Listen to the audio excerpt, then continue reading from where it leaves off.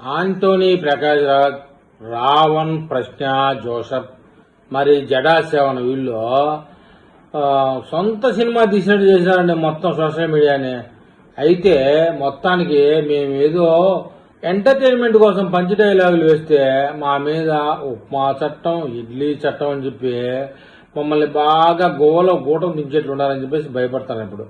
అయితే ఒక వ్యక్తి రంజర్ల రమేష్ అనే వ్యక్తి సింపుల్గా సారీ చెప్పి జంప్ అయ్యాడు. సారీ చెప్పాడు కాబట్టి వాడి మీద యాక్షన్ ఉండకపోవచ్చు. అయితే వీళ్ళేమో ముగ్గురు జడ, అటు ప్రకాష్ రాజ్, ఇంకా శ్రావణ్, వీళ్ళ ముగ్గురు కలిసి ఒకరినొకరు తిట్టుకుంటానండి. నువ్వంటే నువ్వు, నా గతికి నువ్వే కారణం, నా గతికి నువ్వే కారణం అని చెప్పేసాడు. ప్రకాష్ రాజుని తిట్టాడు, ప్రకాష్ రాజు జడశ్రవణ్ తిట్టాడు, ఒక ముగ్గురు తిట్టుకుంటారు ఒకసారి.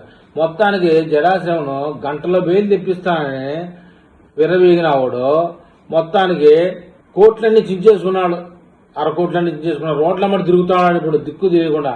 అయితే ఈ సినిమా కోసం వీళ్ళు బూతులు తిట్టడం కోసం, వీళ్ళు ఎంటర్టైన్మెంట్ పెట్టడం కోసం పెట్టుబడి పెట్టిన వాళ్ళు ఆ బూత్ దాళ్ళకి మాకు సంబంధమే లేదని చెప్పేసి ఇవాళ ఒక్కొక్కడు ఒడిగా వచ్చి మీడియా ముందు చెప్తున్నాడు.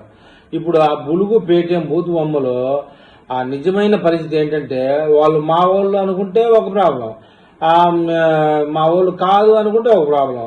మొత్తానికి చట్టంలో ఇరకపోయిన గజ్జి కుక్కల మీద తయారండి.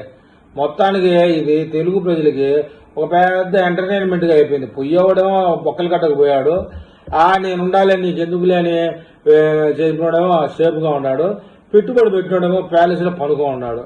మొత్తానికి నష్టపోయింది ఎవరు? శ్రావణ్, ప్రజ్ఞ, జోసెఫ్. మరి వీడి ముందు వీడి భవిష్యత్తు ఎలా ఉంటుందో చూద్దాం.